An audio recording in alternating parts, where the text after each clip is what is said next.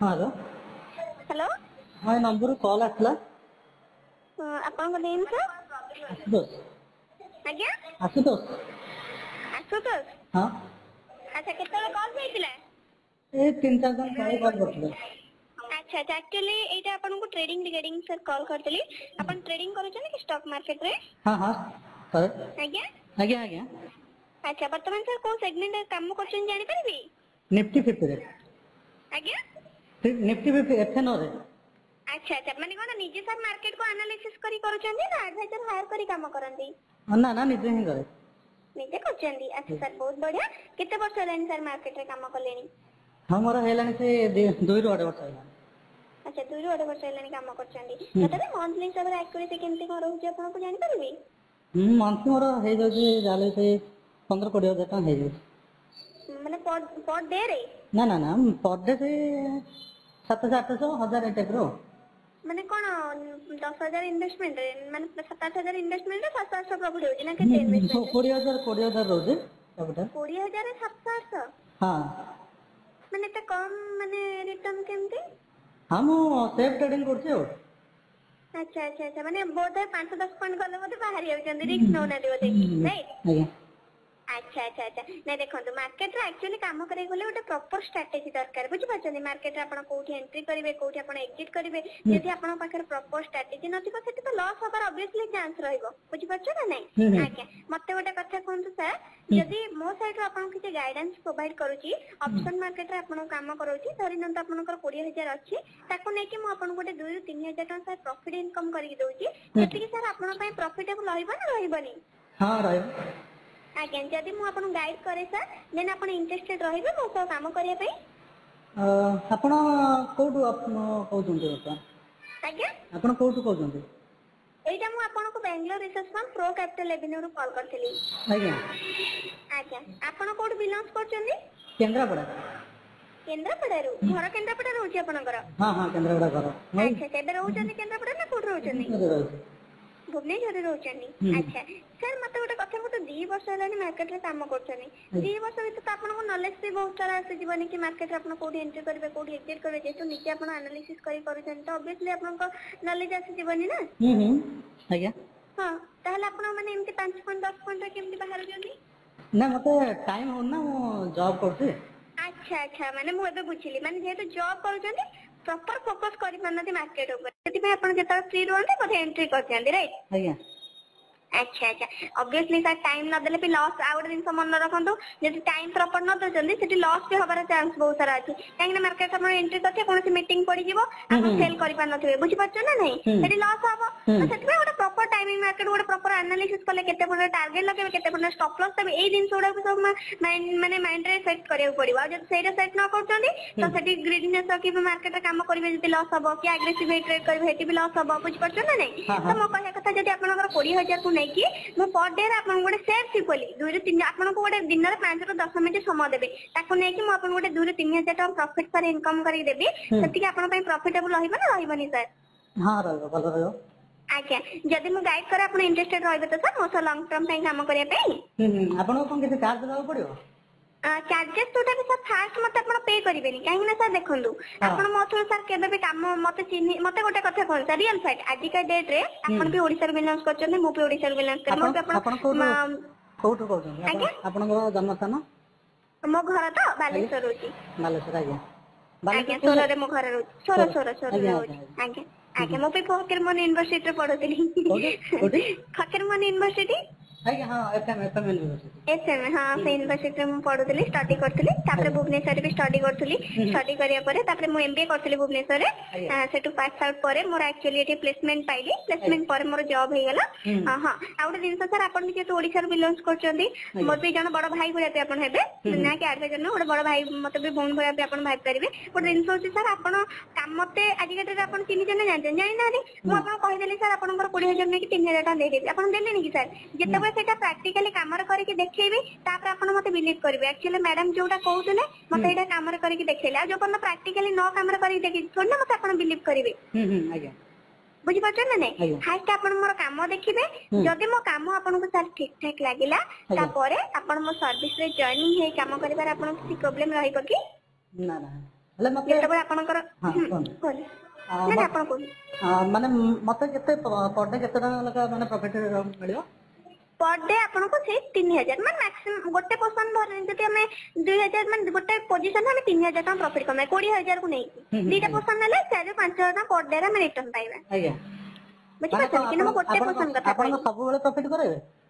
ଦେଖନ୍ତୁ ସାର୍ 22 ଦିନ ଆମର ମାର୍କେଟ ରହୁଛି ଓକେ 22 ଦିନ ଭିତରୁ ସାର୍ ଆଜିକା ଡେ ରେ 22 ଦିନ ଭିତରୁ ଯଦି 22 ଦିନ କିଏ ବି ପ୍ରଫିଟ୍ 100% ଆକ୍ୟୁରେସି ଦେଇପାରିବେନି ବୁଝିପାରୁଛନ୍ତି ନା କିନ୍ତୁ ମୋର ସାର୍ ଆକ୍ୟୁରେସି ଲେବୁଲ ରହୁଛି 75 ରୁ 80 ଭିତରେ ଯଦି 22 ଦିନ ୱାର୍କିଂ ଡେ ଭିତରୁ ମିନିମମ୍ 15-16 ଦିନ ପ୍ରଫିଟ୍ ରହିବ ଆଉ ସାର୍ 2-4 ଦିନ କେତେବେଳେ ଷ୍ଟପ୍ ଲସ୍ ହିଟ୍ ହେଲା କି ଆମକୁ ଗୋଟେ ମିନିମମ୍ ଲସ୍ ଧରି ନିଅନ୍ତୁ ଆଜି ଯେମିତି ମାର୍କେଟ ର ମୁଭମେଣ୍ଟ ସାର୍ ଭଲ ନାହିଁ ଠିକ ଅଛି ମୁଁ କହିବି ସାର୍ ଆପଣ 120 ରୁ ଗୋଟେ ପ୍ରାଇସ୍ ନିଫ୍ଟି ବାଇ କରିଛନ୍ତି ସାର୍ ମାର୍କେଟ ଏବେ 110 ଟଙ୍କା ପଳେଇ ଆପଣ ବାହାର କରିଦିଅନ୍ତୁ ମାର୍କେଟ ମୁଭମେଣ୍ଟ ଭଲ ନାହିଁ ଆମେ କାଲି ଏଣ୍ଟ୍ରି କରିବା ତ ସେଠି କଣ କରିବେ ନା ମୁଁ ଆପଣ ଅପଡେଟ୍ କଲି ଆପଣ ବାହାରି କଲେ ସେଟା ଛୋଟ ମୋଟ ଲସ୍ ହେଲା 10-15 ଘଣ୍ଟା ଲସ୍ ହେଲା ତ ଏମିତି ହେଇକି ଧରି ନିଅନ୍ତୁ ଗୋଟେ ୱିକ୍ ରେ 5ଟା ୱାର୍କିଂ ଡେ ରହୁଛି ସଟରଡେ ସଣ୍ଡେ ବି ଛୁଟି ରହୁଛି 5 ଦିନ ଭିତରେ ଯଦି ଆମେ 20,000 ନି 10,000 ପ୍ରଫିଟ୍ କମାଉଛନ୍ତି ଗୋଟେ 2,000 ରୁ 3,000 ଭିତରେ ମ୍ୟାକ୍ସିମମ୍ 3,000 ଭିତରେ ଲସ୍ ରହିବ କିଛି ଖରାପ ରହିବ କି ଆପଣଙ୍କ ପାଇଁ ମାନେ 22 ଦିନରୁ କେତେ ଦିନ ପ୍ରଫିଟ୍ ପ୍ରାୟତଃ ଆପଣଙ୍କ ହାରାହାରିରେ ମାନେ ପ୍ରଫିଟ୍ ଆପଣଙ୍କୁ 14 ରୁ 15 ଦିନ ରହିବ ଆଉ 4-5 ଦିନ ଯାହା ବି ହେଲେ ଲସ୍ ରହିବ ମାନେ 20ଟା ୱାର୍କିଂ ଡେ ହିସାବରେ ମୁଁ କାଉଣ୍ଟ କରୁଛି ଯଦି 20 ଦିନ ମାନେ ରହୁଛି ୱାର୍କିଂ ଡେ ତା ଭିତରେ 14 ରୁ 15 ଦିନ ପ୍ରଫିଟ୍ ରହିବ ଆଉ 4-5 ଦିନ ଲସ୍ ରହିବ ଯୋଉଟା କି ଲସ୍ ରହିବ ଆପଣଙ୍କ ପ୍ରଫିଟ୍ ଆମାଉଣ୍ଟ ରେ ହିଁ ଲସ୍ ରହିବ ମାନେ ଯେମିତି କି ଯଦି ଗୋଟେ ମାସରେ ଆମେ 60,000 ପ୍ରଫିଟ୍ କମେଇବା ତାହେଲେ ଆମେ 10,000 ଭିତରେ ଆମର 8-10,000 ଭିତରେ ଲସ୍ ବି ସହିବାକୁ ପଡିବ ବୁଝିପାରୁଛନ୍ତି ନା ଆଉ ଏଇଟା ବି ସାର୍ ମୁଁ କହିନି କି କେବେ ଆପଣଙ୍କୁ 22 ଦିନ ଭିତରୁ 22 ଦିନ ପ୍ରଫିଟ୍ ଦେବି କାହିଁକି ନା ମୁଁ ବି ସାର୍ ଏତେ ବର୍ଷ ହେଲାଣି 6 ବର୍ଷ ହେଲାଣି ଏଠି କାମ କରିବାର ମୁଁ ବି ଜାଣି ସାର୍ ମାର୍କେଟ ଲସ୍ ବି ଅଛି ପ୍ରଫିଟ୍ ବି ଅଛି ଆଉ ଲସ୍ ଟା ଆମକୁ ମିନିମାଇଜ କରିବାର ଅଛି ଯେହେତୁ ଆପଣ ନିଜେ ବି ଆନାଲିସିସ୍ କରି କରୁଛନ୍ତି ଆପଣଙ୍କ ପାଇଁ ଲସ୍ ଟା ରିସ୍କ ରହିବ କିନ୍ତୁ ଯଦି ଆପଣ ଆଡଭାଇଜର ହାୟର କରି କାମ କରୁଛନ୍ତି ଏଠି ରିସ୍କ ଟା ଆପଣଙ୍କ ପାଇଁ କମ ରହିବ କେତେବେଳେ ଲସ୍ ଟା ମିନିମାଇଜ ହେଇକି ରହିବ ବୁଝିପାରୁଛନ୍ତି ତ ଆଜ୍ଞା ଆଜ୍ଞା ଆଜ୍ଞା ମୁଁ କହିଲି ଏଇଟା ଆପଣ ନିଜେ ଆନାଲିସିସ୍ କରୁଛନ୍ତି ଯୋଉ ମାର୍କେଟ ଉପରେ ମୁଁ ତ ଆନାଲିସିସ୍ କରୁଛି ବଟ୍ ଆମର ରିସର୍ଚ୍ଚର ବି ରହୁଛନ୍ତି ବଟ୍ ମୁଁ ନିଜେ ବି ଆନାଲିସିସ୍ କରିକି 8-10% ବାହାର କରିଦଉଛି କିନ୍ତୁ ଆମ ରିସର୍ଚ୍ଚର ବି ରହୁଛନ୍ତି ସେମାନଙ୍କର 20 years ର ଏକ୍ସପିରିଏନ୍ସ ରହୁଛି ସେମାନେ ମାର୍କେଟକୁ ଲାଇଭ୍ ମାର୍କେଟକୁ ଷ୍ଟଡି କରୁଛନ୍ତି ଏଲଟିପି କାଲକୁଲେଟର ୟୁଜ୍ କରୁଛନ୍ତି କିଛି ଇଣ୍ଡିକେଟର୍ସ ୟୁଜ୍ କରୁଛନ୍ତି ନ୍ୟୁଜ୍ ବଗେରା ଦେଖୁଛନ୍ତି ମାର୍କେଟରେ ବେସିକାଲି ସାର୍ ନ୍ୟୁଜ୍ କୁ ଭ୍ୟାରି କରୁଛି ଯଦି ନ୍ୟୁଜ୍ ନ ଦେଖୁଛନ୍ତି ନା ମାର୍କେଟରେ ଜାଣିଥିବେ କିଛି ଗୋଟେ ପଜିଟିଭ ନ୍ୟୁଜ୍ ଆସିଲା କି ନେଗେଟିଭ ନ୍ୟୁଜ୍ ଆସିଲା ସେଠି ମାର୍କେଟର ଗୋଟେ 1000 ପଏଣ୍ଟ କି 500 ପଏଣ୍ଟର ମୁଭମେଣ୍ଟ ହଉଛି ଆଉ ଯଦି ନ୍ୟୁଜ୍ କୁ ନ ଦେଖିବେ ଖାଲି ଆମେ କ୍ୟାଣ୍ଡେଲ କୁ ଦେଖି ଜଜମେଣ୍ଟ କରିଦବା ସେଇଟା ତ ରଙ୍ଗ ନା ସାର୍ ବୁଝିପାରୁଛନ୍ତି ନା ନାଇଁ ଆମ ମାର୍କେଟର କ୍ୟାଣ୍ଡେଲ କୁ ଦେଖିବାକୁ ପଡୁଛି ଆମର ବାୟର ସେଲର ଦେଖିବାକୁ ପଡୁଛି ଭଲ୍ୟୁମ ଦେଖିବାକୁ ପଡୁଛି ସବୁ କିଛି ଦେଖିଲା ପରେ ଆମେ ଜଜମେଣ୍ଟ କରୁଛନ୍ତି ବୁଝିପାରୁଛନ୍ତି ନା ନାଇଁ ଆଜ୍ଞା ତ ସବୁକୁ ଦେଖିଲା ପରେ ଆମର ପୋଜିସନ ଜଜମେଣ୍ଟ ହୁଏ ଫାଷ୍ଟ ଆପଣ କାମ ଦେଖିବେ ମୁଁ ଫାଷ୍ଟ ଯୋଉଟା କହିଲି ଆପଣଙ୍କୁ ସେଇଟା କମିଟମେଣ୍ଟ ହିସାବରେ ଫାଷ୍ଟ କାମରେ କରିକି ଦେଖେଇବି ତାପରେ ଆପଣ ମତେ ଟ୍ରଷ୍ଟ କରିବେ ପଇସାଟା ସାର୍ ଲାଇଫରେ ବଡ କଥା ନୁହେଁ ଫାଷ୍ଟ ଟ୍ରଷ୍ଟ ହଉଛି ବଡ କଥା ଆପଣଙ୍କୁ ମୁଁ କହିଦେଲି ସାର୍ 3,000 ଟଙ୍କା ଦେବି ଆଗେ ଯେତେବେଳେ ପ୍ରାକ୍ଟିକାଲି 3,000 ଟଙ୍କା କରିକି ଦେଖେଇବି ତାପରେ ମତେ ପଇସା କଥା କହିବାକୁ ପଡିବନି ଆପଣ ମତେ ପଚାରିବେ ମ୍ୟାଡାମ ଆପଣଙ୍କ କମିଟମେଣ୍ଟ ଠିକ ଅଛି କୁହନ୍ତୁ କେମିତି କଣ ଚାର୍ଜେସ୍ ରହୁଛି ମୁଁ ଜଏନିଂ କରିବି ବୁଝିପାରିଲେ ନା ନାଇଁ ଆଜ୍ଞା ଆଜ୍ଞା ଏବେ କିନ୍ତୁ ଡିମାଟ ଆକାଉଣ୍ଟ 20,000 ରହୁଛି ଆପଣଙ୍କର ନାଇଁ 20,000 ରହୁଛି ଆଜି କିଛି ପୋଜିସନ ଏଣ୍ଟ୍ରି କରିଥିଲେ ଆଜି ତ ମାର୍କେଟ ସାର୍ ମୁଁ ସବୁବେଳେ କରିପାରେନି ସବୁବେଳେ କରିପାରୁନାହାନ୍ତି ନାଇଁ ଟାଇମିଂ ଇସୁ ବି ରହୁଥିବ ଯେହେତୁ ଜବ କରୁଛନ୍ତି କାହିଁକି ଆଜି ମାର୍କେଟରେ ସାର୍ ନିଫ୍ଟି ବଢିଆ ମୁଭମେଣ୍ଟ ହେଲା ଏଣ୍ଡ ମୁଭମେଣ୍ଟ କୁ ଏବେ ଡାଉନ ଏବେ ମାନେ ଅପ ରେ ଗଲା ମୁଭମେଣ୍ଟ ମାନେ ସାଙ୍ଗେ ସାଙ୍ଗେ 50-60 ପଏଣ୍ଟ ସ୍ପଟ ରେଟ୍ ମୁଭମେଣ୍ଟ ଦେଲା କିନ୍ତୁ ମର୍ଣ୍ଣିଂ ରୁ ମାର୍କେଟ ଡାଉନ ରେ ମୁଭମେଣ୍ଟ ଦେଲା ଆମର ନେଇଥିଲୁ ସାର୍ 25,950 ର ପୁଟ୍ ଅପସନ ନେଇଥିଲି ଆଉ ଗୋଟେ 26,000 ର ପୁଟ୍ ଅପସନ ନେଇଥିଲି ଯେ 26,000 ର ପୁଟ୍ ଅପସନ ନେଇଥିଲି ମୁଁ ନେଇଥିଲି 118 ଟଙ୍କାରୁ ସେଟା ସାର୍ ମୁଁ 145 ଟଙ୍କା 46 ଟଙ୍କାରେ ସେଲ୍ କଲି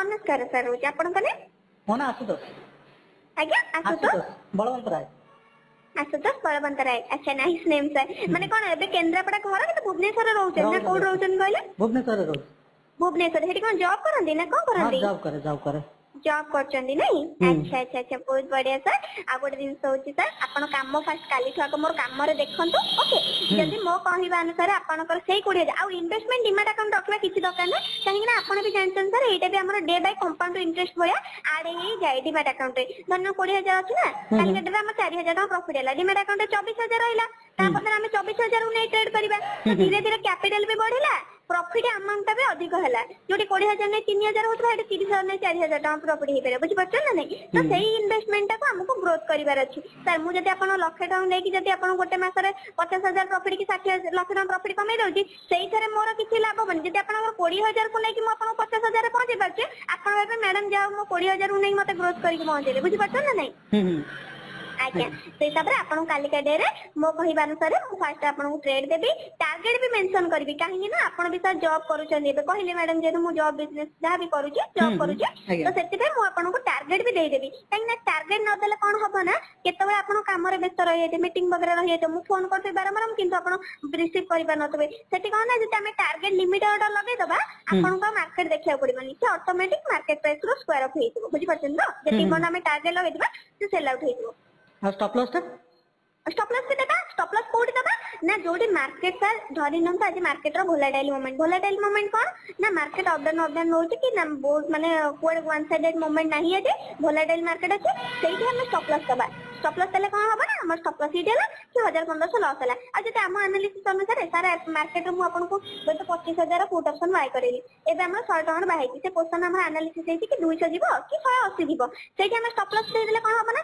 सर जदि ऑप्शन मार्केट रे काम करछनी जदि आपण सब पोषण स्टॉप लॉस देबे ना कहे बोले सब पोषण स्टॉप लॉस हिट हबो बुझि परछन ना नै मो कहया कथा धरन मार्केट कोन 10 फुट अप डाउन होउनी आपण बाय करथिबे जोड सैंक्शन 10 पॉइंट 15 पॉइंट आसुची नाले 20 पॉइंट सैंक्शन अप डाउन होउची तारि भितर तो हमो कहया कथा हमें ते पोषण एनालिसिस करछन 200 जीवा में स्टॉप लॉस दे देबा स्टॉप लॉस हिट हिजो मार्केट 300 पॉइंट उडी जो लाभ कोन हबो बुझि परछन ना नै तो स्टॉप लॉस ता कोडी दबा ना जोटे वोलेटाइल मार्केट रहउची सेटा मु आपन मो साइड रो मु कहबी सर आपन एटी स्टॉप लॉस दियंतु कि स्टॉप लॉस के बाहर बुझि परछन ना नै तो किसी प्रॉब्लम नहीं आराम से अपन काम करेंगे आपनकर से 20000 को नहीं कि काली फास्ट मु ट्रेड देबी ताको नहीं कि सेफ थी बोली अपन गोटे 3000 बड़ा प्रॉफिट इनकम करके देबी तापरे मोर जोटा कि सर्विस चार्जेस रहउची 3 मास पई जोटा 12500 ठीक अछि तो मु हेटा जेतो अपन ओडिसा रो बिलोंग्स करचंदी मु सेटा आपनकर दुइटा इंस्टॉलमेंट हिसाब रे कर देबी जो 12500 रहउची अपन 50% हिसाब रे माने 6250 से जॉइनिंग करिवे बाकी जो 6250 रहइबो धरि न तो अपन 2-3 दिन काम कले आ गोटे 7-8000 टका प्रॉफिट कमेले माने 2 दिन 3 में 2-3टा ट्रेन नेला तो 7-8000 टका प्रॉफिट हेतिबो ना धन्यम तो हम गोटे 7-8000 टका प्रॉफिट कमेले तापर अपन प्रॉफिट रो देबे बुझि पाले देबे ना किछ प्रॉब्लम रहबो सर जते किछ प्रॉब्लम अछि कहंतु नै कोन कहले आपन को कंपनी नाटा एटा हमर pro capital revenue sir pro capital revenue Google रे आछो ना सियोर एबे अपन सर्च मु लाइन ने भी अपन सर्च करिवे पाई देबे आज्ञा आज्ञा आज्ञा आज्ञा गूगल सर्च कर दियो तो पळि आसो नाइदर मते कहिबे भी जने व्हाट्सएप रे पठे देबे आपन को अच्छा एटे जो मान सब अछन तांकर कोन सब सेबी रजिस्टर हां जो माने हमर जो रिसर्चर माने रहउचंदी से माने एनएसएम माने क्वालिफाइड रहउचंदी अच्छा तांका सेबी रजिस्टर नंबर ता तो आपन कहि परिबे SEBI registration actually SEBI registration number तो पर किछ नै सर मोर नो प्रॉब्लम किंतु हमर सेबी रजिस्ट्रेशन जो कंपनी जो मेल आपन को जिवो ओके मेल भी आपन को जिवो ना सर आपन काम करछन बोली कि पुनी आपन रजिस्ट्रेशन हम सर्विस मेंबरशिप नै जति मेल जिवो ना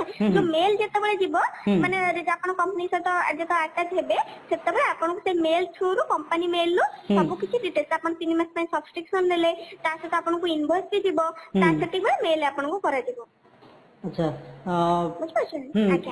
माने माने आपण सेबी रजिस्टर नंबर एबे कहि परबेनी कहउछन नै नै एबे कहिबार किछ नै किंतु हमर सेटा मेल द्वारा ही आपन को जिवो सब किछ मेल गला पर आपन को नेम रे पोजीशन आसीबो ना ना हमें वर्तमान माने मु आपन बिलीव करिया पई केमिति माने जाने बोले मते केमिति बिलीव करबे सर मु टिके पूर्व कहली मते केमिति बिलीव करबे ठीक अछि आपन मु ए टिके पूर्व सर कहदिला सर मते आपन चिन्हि चंदी ना जानि चंदी मु ओइ सर बिलोंग करे जोड़ बिलोंग करे आपन मते चिन्हि चंदी केतबे मते बिलीव करबे ना काली केटारे मु जता आपन को सर आज केटारे सेबी रजिस्टर नंबर देई कि बिलोक हम सेबी रजिस्टर नंबर एई कुना भी दे देली ठीक अछि काली सकाळे आपन कर लॉस हे गला किछि माने आपन कर किछि माने मोर किछि जे मते ओटे कथा कोन सर किंतु सेटा तो जे ट्रेडिंग करछि तार ही लॉस आपन कर थोड़ी नै मु सेटा कथा कहू ए टिके पूर्व कोन गली सर मार्केट रे प्रॉफिट अछि लॉस अछि बिजनेस आपन करूछनी बिजनेस रे भी लोक लॉस भी होउछनी प्रॉफिट भी करूछनी ना कि स्टार्टिंग रु संगे संगे से माने कोटिपति रात रात कोटिपति हेउछनी आ मु भी आपन एटा भी कहनी कि 22 दिन भीतर 22 दिन प्रॉफिट दे दे टिके पूर्व कहि सर मैं भी काली का पोषण भी आपन स्टॉप लॉस हिट हुई नले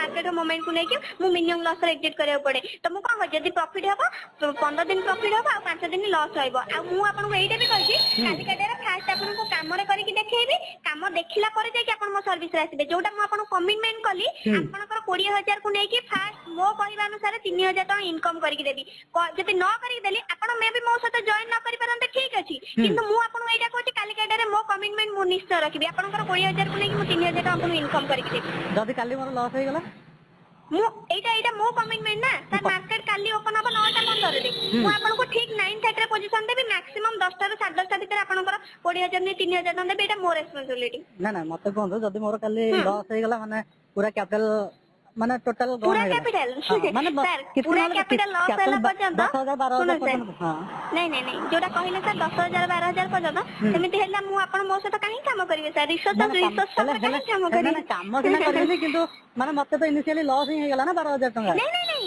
ସେଇଟା କଥା କହୁନି ମାନେ ଆପଣ ମୋ କହିବା କଥା ବୁଝିପାରିଲେନି ମାନେ ଆପଣ ଯଦି ଏତେ ଲସ୍ ସହିବା ପାଇଁ ମାନେ ଯିବ ଆପଣ ଗୋଟେ ରିସର୍ଚ୍ଚ ଫାର୍ମ ସହିତ କାହିଁକି କାମ କରିବେ ମାନେ ଯଦି ଏମିତି ପୋଜିସନ ଯୋଉ 12,000 ଲସ୍ ପର୍ଯ୍ୟନ୍ତ ଗୋଟେ ଦିନ ସାର୍ ମୋର ଆଜି ପର୍ଯ୍ୟନ୍ତ ମାନେ ପୋଜିସନ ଦେଇଛି କୋଉ ଦିନ କ୍ୟାପିଟାଲ ଆପଣଙ୍କର 20,000 ଅଛି ଏତେ ପରସେଣ୍ଟ କୋଉ ଲସ୍ ମୁଁ କ୍ୟାପିଟାଲ ମାନେ ଯିବାକୁ ଦେଇନି। ହଁ 2,000 ପର୍ଯ୍ୟନ୍ତ ମୁଁ ଲସ୍ ଦେଖି ମାନେ ଇନଭେଷ୍ଟମେଣ୍ଟ କୁ ନେଇ କଥା କହୁଛି ଜଣଙ୍କ 1,00,000 ଟଙ୍କା ଅଛି ଯଦି ମୁଁ 10,000 ଲସ୍ ପର୍ଯ୍ୟନ୍ତ ସହିବି ତାର ଅଧିକ ଲସ୍ ମୁଁ ସହିବାକୁ ଦେବିନି କାହିଁକି ନା ଆଜି ଯଦି ସାର୍ ଆପଣଙ୍କର କ୍ୟାପିଟାଲ ସେଭ୍ ଅଛି ନା ମୁଁ କାଲି ଏଣ୍ଟ୍ରି କରିକି ଆପଣଙ୍କୁ ପ୍ରଫିଟ୍ ବାହାର କରି ଦେଇପାରିବି। ଧରି ନିଅନ୍ତୁ 20,000 ଯଦି 2,000 ଲସ୍ ହେଇଗଲା ମୁଁ 18,000 ନେଇକି କାଲି 2,000 ମେକଅପ୍ କରିପାରିବି। ଯଦି ଆପଣଙ୍କର ଟୋଟାଲି 10,000 ଲସ୍ ହେଇଗଲା ମୁଁ 10,000 ଟଙ୍କା ମେକଅପ୍ ସାଙ୍ଗେ ସାଙ୍ଗେ କରିପାରିବିନି 2,000 ବୁଝିପାରୁଛନ୍ତି ନା ନାଇଁ ତ ସବୁବେଳେ ଆମକୁ କ୍ୟାପିଟାଲ ବି ସେଭ୍ ରଖିବାର ଅଛି ଦିନକୁ ସାର୍ 500 ଟଙ୍କା ପ୍ରଫିଟ୍ ନ ହଉ ବରଂ କିନ୍ତୁ 1,000 ଟଙ୍କା ଆମେ ଲସ୍ କରିବାନି। ଆଚ୍ଛା ବୁଝିପାରୁଛନ୍ତି ନା ନାଇଁ ସବୁବେଳେ କ୍ୟାପିଟାଲ କୁ ଆମକୁ ସେଭ୍ ରଖିବାର ଅଛି। ଆପଣ ଆଡଭାଇଜର କଣ ଆପଣଙ୍କ ନିଜେ ଆନାଲିସିସ୍ କରିକି ସମୟ ଦେଇପାରୁନାହାନ୍ତି ବୋଲି ଆପଣ ଆଡଭାଇଜର ହାୟାର କରୁଛନ୍ତି ଯଦି ଆଡଭାଇଜର ଆପଣଙ୍କ ଲକ୍ଷ୍ୟ ତ ଆପଣ କଣ କରିବେ?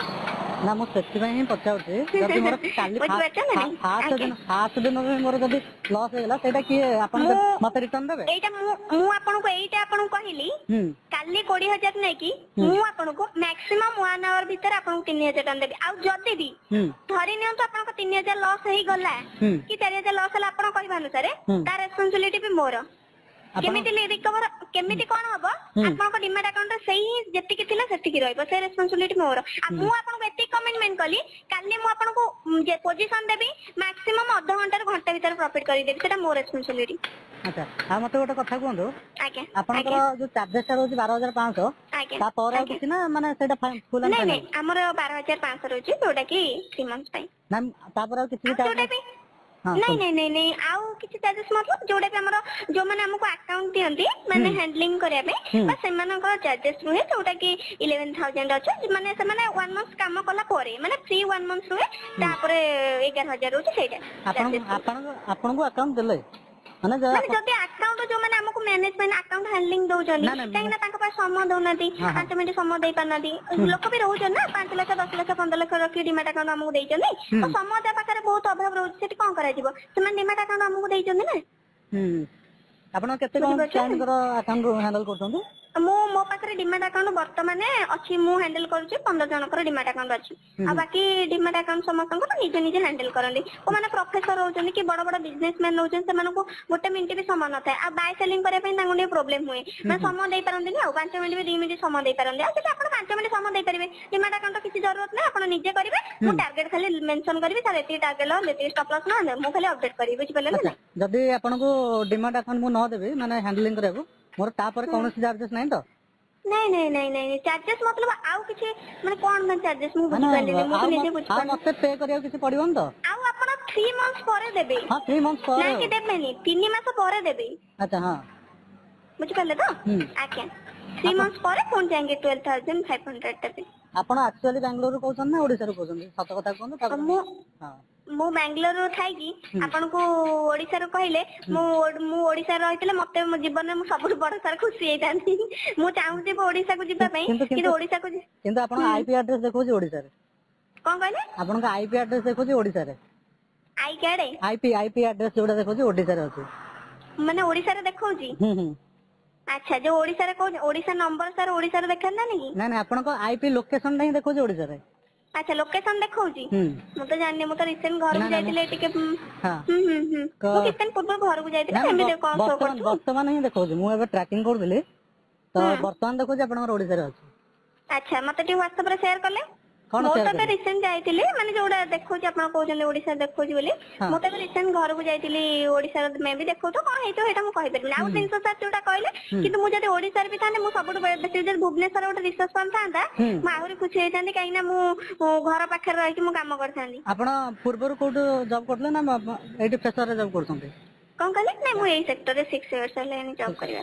ମାନେ ଗୋଟେ କମ୍ପାନୀରେ ଅଛନ୍ତି ନା ପୂର୍ବରୁ? ଗୋଟେ କମ୍ପାନୀ ଅଛି। ନାଇଁ ନାଇଁ ମୁଁ ଏଇଥିପାଇଁ ଏଇ କମ୍ପାନୀ ଛାଡିକି ଯାଇପାରୁନି, ଏଇଥିପାଇଁ କି ଯେହେତୁ ଭଲ ମତେ ବି ଅଫର ଆସୁଥିଲା ଆଉ ଟିକେ ମାନେ କିଛି ଦିନ ପୂର୍ବରୁ ଗୋଟେ ଭଲ ରିସେପସନ ଭଲ ଅଧିକ ପେମେଣ୍ଟ କରିଦବୁ ଇଏ କରିବୁ, ମୁଁ ଗଲିନି ଏଇଥିପାଇଁ କି କାହିଁକି ନା ମୋ ରିସେପସନରେ ସାର୍ ମୁଁ ଦେଖିଛି ଏତେ ବର୍ଷ ହେଲାଣି କିଛି ପ୍ରୋବ୍ଲେମ ହେଇନି କ୍ଲାଇଣ୍ଟ ମାନଙ୍କୁ ନେଇକି ମତେ କିଛି ଏମିତି ବି ରିସେପସନ ସାର୍ ରହୁଛି ମାନେ କ୍ଲାଇଣ୍ଟ ମାନଙ୍କ ସେମାନେ ଅଧିକ ଲସେସ୍ ବଗେରା କରୁଛନ୍ତି, ତା ଦ୍ୱାରା ଗାଳି ବି ମାନେ ଆପଣ ନ କଲେ ବି କ୍ଲାଇଣ୍ଟ ମାନେ ଗାଳି ଅବଶ୍ୟ କରିବେ ନା। ହଁ ଅବଶ୍ୟଲି କାହିଁକି ନା ଯଦି ଆପଣଙ୍କର ଲସ୍ 5 ଜଣ 10 ଜଣଙ୍କର ଲସ୍ ହେଲା ସେଟା ମୁଁ ଟେନସନ ଟା କିଏ ନବ? ତା ପାଇଁ ମୁଁ ନେବି, ତ ମତେ ଗାଳି ଶୁଣିବାକୁ ପଡିବ। ତ ସେଥିପାଇଁ ଆପଣ ପଇସା ନଉଛନ୍ତି ନା, ଆପଣ ତାଙ୍କୁ ପ୍ରଫିଟ କରିକି ଦବାକୁ ବାଧ୍ୟ। ସେଇଟା କଥା କହୁଛି, ମାନେ ଯୋଉ ଲସେସ୍ ଟା ମୁଁ ଏଇଥିପାଇଁ ଏ କମ୍ପାନୀ ମତେ ସିଏ ପୁଣି ଅଧିକ ପ୍ୟାକେଜ, ମୁଁ ଏଠି ଯୋଉ 80,000 ପାଉଛି ସିଏ ମତେ ଅଧିକ ପ୍ୟାକେଜ ଦେଇକି ଡାକୁଛନ୍ତି, କିନ୍ତୁ ମୁଁ ଏଇଥିପାଇଁ ଯାଉନି କି କାହିଁକି ନା ସେଠି ଅଧିକ ଯଦି ମାନେ କ୍ଲାଇଣ୍ଟ ମାନଙ୍କର ମୁଁ ଏତେ ବର୍ଷ ହେଲାଣି ଏଠି କାମ କରୁଛି, ମୁଁ ଜାଣିଛି କି ମୋ ରିସେପସନରେ ଆକ୍ଚୁଆଲି ସେମିତି ରହୁଛି, ଲସ୍ ହଉଛି ଏମିତି ହଉଛି କି ମତେ କିଛି ପ୍ରୋବ୍ଲେମ ହଉନି। ଯଦି ମୁଁ ଏଇ ରିସେପସନ ଛାଡି ଯଦି ଅନ୍ୟ କୋଉଠି, ମୁଁ ଜାଣିନି ନା ତାଙ୍କର କେମିତି କଣ ସିଷ୍ଟମ ରହୁଛି, ତାଙ୍କର ଲସ୍ ର ଆକ୍ୟୁରେସି କେମିତି ରହୁଛି, କଣ ରହୁଛି, ବୁଝିପାରୁଛନ୍ତି ନା ନାଇଁ? ସେଇଟା ରହୁଛି କଥା। ଆଉ କାମ ଫାଷ୍ଟ ଦେଖନ୍ତୁ ସାର୍, କାମ କହିବା ଅନୁସାରେ ଆପଣଙ୍କୁ ରିଟର୍ନ ଦଉଛି, କାମ ଯଦି ଭଲ ଲାଗିଲା ସେ ଅନୁସାରେ ଆପଣ ସର୍ଭିସରେ ଆସିବେ। ଆପଣ ବୁଝିଲେ ତ? ବାଙ୍ଗାଲୋରରେ ରହୁଛନ୍ତି ନା ମିଛ କଥା କହୁଛନ୍ତି? ସାର୍ ମୁଁ କଣ କମେଡିଆନ ଆପଣଙ୍କୁ ଲାଗୁଛି? ଆପଣ 3-4 ଦିନ ତଳେ କଲ୍ କରିଥିଲେ କି 5 ଦିନ ଆପଣ କହୁଥିଲେ ପୁନେରେ ରହୁଛନ୍ତି, ଏବେ କହୁଛନ୍ତି ବାଙ୍ଗାଲୋରରେ ମୁଁ ରହୁଛନ୍ତି। ଆପଣଙ୍କୁ କହୁଥିଲି? ହଁ ହଁ ମୁଁ କହୁଥିଲି ଆଉ କି ଆପଣଙ୍କୁ କହୁଥିଲେ? ଆପଣ ଭାବନ୍ତୁ। ଆପଣ ହିଁ କହୁଥିଲେ, ମୁଁ ଟିକେ ବ୍ୟସ୍ତରେ ରହିଯାଇଥିଲି, ମୁଁ କହିଲି କଣ ହେଇଛି ଏବେ କଲ୍ କଲି, କିନ୍ତୁ ସେଦିନ ଆପଣ କହୁଥିଲେ ମୁଁ ପୁନେରେ ରହୁଛି, ପୁନେରେ ଆମର ମୁଁ ତ ଆପଣଙ୍କୁ କହିନି। ହଁ ଆପଣ ହିଁ କହିଛନ୍ତି। ଆପଣ କଣ ମୁଣ୍ଡରେ ଆପଣଙ୍କ ପୁରେଇଛନ୍ତି, ମୁଁ କେବେ ଆପଣଙ୍କୁ ଏମିତି କହିନଥିବି, ଆପଣ ହିଁ ବୁଝିପାରିଲେ କହିଛନ୍ତି। ନା? ଆପଣ ବୋଧେ ତରତର ହେଇଥିବେ, ଆପଣ ବୋଧେ ଶୁଣିଛନ୍ତି ମିଷ୍ଟେକ୍, କିନ୍ତୁ ମୁଁ କହିନି ଆପଣଙ୍କୁ, ମୁଁ ଯେତିକି ଜାଣିଛି ସିଓର। ମୁଁ ସିଓର ଜାଣିଛି ଆପଣ ପୁନେ ହିଁ କହୁଥିଲେ। ଆପଣଙ୍କ ଲୋକେସନ ଟା ପଠେଇ ପାରିବେ? ଆପଣ ଲୋକେସନ ଟା ପଠେଇ ପାରିବେ? ମୁଁ ଲାଇଭ୍ ଯଦି ଲୋକେସନ ଟା? କହୁଛି ହଁ ମୁଁ ପଠେଇଦେବି, କିଛି ପ୍ରୋବ୍ଲେମ ନାହିଁ, କିନ୍ତୁ ମୁଁ ଆପଣଙ୍କୁ କହିନି ଏଇଟା ମୁଁ ଏଇ ଜିନିଷଟା ମୁଁ ଆଚ୍ଛା ଆପଣଙ୍କୁ କେବେ କହିନି। ଠିକ ଅଛି। ଆପଣ ମତେ ଲାଇଭ୍ ଲୋକେସନ ପଠାନ୍ତୁ, ଏବେ WhatsApp ରେ ପଠାନ୍ତୁ। ହଁ ମୁଁ ପଠେଇଦେବି, କିଛି ପ୍ରୋବ୍ଲେମ ନାହିଁ, କିନ୍ତୁ ମୁଁ ଆପଣଙ୍କୁ ଯୋଉଟା କହିନି, ଆପଣ ଯୋଉଟା ମତେ କହୁଛନ୍ତି ସେଠି ମୁଁ କେମିତି ଟ୍ରଷ୍ଟ କରିବି ଆପଣଙ୍କୁ? ଆଚ୍ଛା ହଉ ଠିକ ଅଛି, ଆପଣ ମତେ ଲାଇଭ୍ ଲୋକେସନ ଟା ପଠାନ୍ତୁ। ଓକେ ଏବେ ପଠେଇ ପାରିବେ ତ? ଆଜ୍ଞା ହଁ ପଠେଇଦେବି ମୁଁ କିଛି ଲାଇନ୍ ପ୍ରୋବ୍ଲେମ ନାହିଁ। ପଠଉନାହାନ୍ତି। ହଁ ମୁଁ ପଠଉଛି, ଆପଣଙ୍କୁ ପଠଉଛି, ଗୋଟେ ମିନିଟ୍ ମାନେ କ୍ଲାଇଣ୍ଟ ସହିତ ଗୋଟେ ସେ ଫୋନ କରୁଛନ୍ତି ବାରମ୍ବାର, କଥା ହେଇକି ଆପଣଙ୍କୁ 2 ମିନିଟ୍ ଭିତରେ ପଠଉଛି। ଆଚ୍ଛା ଯଦି ନ ମୁଁ ପଠେଇବି ଆପଣଙ୍କୁ ସାର୍, ମୁଁ କୌଣସି ଫ୍ରଡ୍ ନୁହେଁ ଯେ ଆପଣଙ୍କୁ ପଠେଇବିନି କୌଣସି। ଆପଣ ଯେମିତି ମୋ ସହିତ କଥାବାର୍ତ୍ତା କରୁଛନ୍ତି ମୋ ନିଜକୁ ମତେ ଖରାପ ଲାଗୁଛି। ନା ଖରାପ ଲାଗିବାର ନାହିଁ, ଏମିତି ହିଁ ଫ୍ରଡ୍ ହୁଏ, ଏମିତି ହିଁ ଫ୍ରଡ୍ ହୁଏ। ସାର୍ ଯୋଉଟା କହିଲେ ଏମିତି, ମୁଁ ଆପଣଙ୍କ ଟଙ୍କାଟେ ପଇସା ଆଣିନି, ୱିଦାଉଟ୍ ୱାର୍କରେ ଆପଣ ମତେ ଟଙ୍କାଟେ ପେ କରିନାହାନ୍ତି, ଏମିତି ଆପଣ ମତେ କହିପାରିବେନି କି ଏମିତି ହୁଏ ବୋଲି। ଆପଣ ଗୋଟେ କାମ କରନ୍ତୁ, ଆପଣଙ୍କର କିଛିଟା କ୍ଲାଏଣ୍ଟଙ୍କ ନମ୍ବର ଦିଅନ୍ତୁ, ମାନେ ଯିଏ ଆପଣଙ୍କ ସର୍ଭିସ ପୁରା ଠିକ ଅଛି। ମୁଁ କ୍ଲାଏଣ୍ଟଙ୍କ ନମ୍ବର ଯୋଉ କହିଲେ ମୁଁ କଥା କରିବି, କିନ୍ତୁ ନମ୍ବର ଆପଣଙ୍କୁ ଦେଇପାରିବି ସେମିତି ତାଙ୍କ ନମ୍ବର ମୁଁ ସେମାନେ ଭାବିବେ ମ୍ୟାଡାମ ଆପଣ ମୋ ନମ୍ବର କେମିତି ମାନେ ଦେଇପାରୁଛନ୍ତି, ସେୟାର କରିପାରୁଛନ୍ତି, ବୁଝିପାରୁଛନ୍ତି ନା ନାଇଁ? ଆପଣ କନଫରେନ୍ସ କରେଇ ପାରିବେ? ହଁ ମୁଁ କଥା କରେଇ ଦେଇପାରିବି, ଜଣେ କ୍ଲାଏଣ୍ଟ ସହିତ ତାଙ୍କୁ କହିଦେବି ହଁ ସାର୍ ଜଣ ଅଛନ୍ତି ତାଙ୍କ ସହିତ କଥା ହେଇଯାନ୍ତୁ କେମିତି କଣ ରହୁଛି, କଥା କରେଇ ଦେଇପାରିବି, କିନ୍ତୁ ନା କି ଆପଣଙ୍କୁ ନମ୍ବର ଦେଇପାରିବି ସେମାନେ କହିବେ ମ୍ୟାଡାମ ଏମିତି ମୋ ନମ୍ବର ଅନ୍ୟମାନଙ୍କୁ ସେୟାର କରୁଛନ୍ତି, ବୁଝିପାରୁଛନ୍ତି? ଆଜ୍ଞା ମୁଁ ଦେଇଦେବି, ଆମର ଯେ କ୍ଲାଏଣ୍ଟ କାମ କରୁଛନ୍ତି ମୋ ସହିତ ଏତେ ଦିନ ହେଲାଣି। ଆପଣ ପ୍ରଥମେ ମୋ ଲାଇଭ୍ ଲୋକେସନ ଟା ପଠାନ୍ତୁ ହେଲା। ହଁ ମୁଁ ପଠେଇଦେବି କଥା ହେଇକି ଆଜ୍ଞା ହଁ ମୁଁ କହିଲି ଆପଣଙ୍କୁ ଲାଇଭ୍ ଲୋକେସନ ଟା ପଠାନ୍ତୁ, ଆପଣ କରେଣ୍ଟ ଲୋକେସନ କାଇଁ ପଠେଇଛନ୍ତି? ହଁ ତା କରେଣ୍ଟ ଲୋକେସନ ପଠେଇଲେ କଣ ଅଛି କି? କରେଣ୍ଟ ଲୋକେସନ ଆପଣ ସର୍ଚ୍ଚ କରିକି ପଠେଇ ପାରିବେ, କିନ୍ତୁ ଲାଇଭ୍ ଲୋକେସନ ଟା ଆପଣ ଯୋଉଠି ଅଛନ୍ତି ସେଇଠି। ଆଚ୍ଛା ମାନେ ସର୍ଚ୍ଚ କରିକି ଏମିତି ପଠେଇବ, ମୁଁ ତ ଜାଣିନଥିଲି। ନାଇଁ ଆପଣ ପଠଉନାହାନ୍ତି, ଲାଇଭ୍ ଲୋକେସନ ଟା ଉପରେ ଅଛି, ସେଇଠି ଲାଇଭ୍ ଲୋକେସନ ଟା ପଠଉନାହାନ୍ତି। ଆପଣ ତ ପଠେଇଲି, ସେଥିରେ ମୋର ଖାଲି ଏଇଟା ହିଁ ଶୋ କରୁଛି। ନାଇଁ WhatsApp ରେ ଦିଟା ହିଁ ଶୋ କରିବ, ପ୍ରଥମ ଗୋଟେ ଲାଇଭ୍ ଲୋକେସନ, ତଳଟା କରେଣ୍ଟ ହଁ ଲୋକେସନ। ଲୋକେସନ କୁ ଯାଇକି ହିଁ ମୁଁ ପଠଉଛି, ଯୋଉଟା ବି ଆପଣଙ୍କୁ ପଠଉଛି। ଲୋକେସନ ଟା ସେମିତି ବି ପଠେଇ ପାରିବ, ଯଦି ଆମ କଣ କହିଲେ କିଛି ସର୍ଚ୍ଚ କରିକି ଆପଣ ପଠେଇ ପାରିବେ। କେମିତି ମୁଁ ତ ଜାଣିନି, ମୁଁ ତ ଯାହା ଥିଲା କରେଣ୍ଟ ଲୋକେସନ କୁ ଯାଇକି ପଠେଇଲି। ଆଚ୍ଛା ଆପଣ ଜାଣିନାହାନ୍ତି, ଆପଣଙ୍କର ଘରଟା କୋଉଠି କହିଲେ? କଣ କହିଲେ? ଘରଟା କୋଉଠି? ବାଲେଶ୍ୱର ରହୁଛି। ବାଲେଶ୍ୱର କୋଉ ଜାଗା? ଆଜ୍ଞା ସ୍ୱରରେ। ସ୍ୱରର କୋଉ ଜାଗା? ମାନେ ସବୁ କଥା ଆପଣଙ୍କୁ ପଚାରିବି କୋଉଠି କଣ ଆପଣ କାମ କୁହନ୍ତୁ। ହଁ କୁହନ୍ତୁ। ମୁଁ କହିଲି ଆପଣ କୋଉଠି କଣ, ମୁଁ ସବୁ ଡିଟେଲ୍ସ ଆପଣଙ୍କୁ କହିବି, ଆପଣ କାମ କଲେ କରିବେ ନହେଲେ ନାହିଁ, ଆପଣ ଏତେ କଥା ପଚାରୁଛନ୍ତି। କାମ କଲେ ମାନେ ଆପଣ ଫ୍ରଡ କରିବେ, ଆମେ କାମ କରିବୁ ଆପଣଙ୍କ ପାଖରେ। ମୁଁ ତ ଆପଣଙ୍କୁ କହୁନି କାମ କରିବା ପାଇଁ। ନାଇଁ ଆପଣ କଣ କହିବେନି, ଆପଣ କଲ୍ କରୁଛନ୍ତି ନା ଆପଣଙ୍କ ଆଡୁ। ସାର୍ ମୁଁ ମୋ ସାଇଡରୁ ବି ଆପଣଙ୍କୁ କଲ୍ କରିନି, ଆପଣ କଲ୍ କରିଥିଲେ, ମତେ କଲ୍ କରିଥିଲେ। ନାଇଁ ମୁଁ ଆପଣଙ୍କୁ ସାର୍ ଆପଣଙ୍କୁ ଯୋଉ ଦିନ, ଯଦି ଆପଣ କହିବା ଅନୁସାରେ ମତେ 3 ଦିନ ତଳେ କଲ୍ କରିଥିଲେ, ମୁଁ ଆପଣଙ୍କୁ 3 ଦିନ ତଳେ କଲ୍ କରିଥିଲି, ଆପଣ କିଛି କହିଥିବେ କାଟି ଦେଇଥିବେ ସରିଲା ବାସ୍। ଆଜି ଆପଣ ପୁଣି କାଇଁ କଲ୍ କଲେ? କଣ ପାଇଁ କଲ୍ କଲେ ନା, ଆପଣଙ୍କ ଫ୍ରଡ୍ ଟାକୁ ପର୍ଦାଫାଶ କରିବା ପାଇଁ ମୁଁ କଲ୍ କଲି। ଆଚ୍ଛା ମୁଁ କଣ ପର୍ଦାଫାଶ କରିବି? ଆପଣ କହୁଥିଲେ ମଝିରେ ଥରେ ମୋର ଯାଜପୁରର ବରି ଏବେ ହେଇଗଲା ବାଲେଶ୍ୱରର ସୋର। କଣ ପର୍ଦାଫାଶ ଆପଣ କରିବେ ମତେ କହିଲେ ମାନେ କଣ ତମେ ଫ୍ରଡ କରୁଛ ତମେ ଜାଣିପାରୁନ ବୋଧେ କିଛି।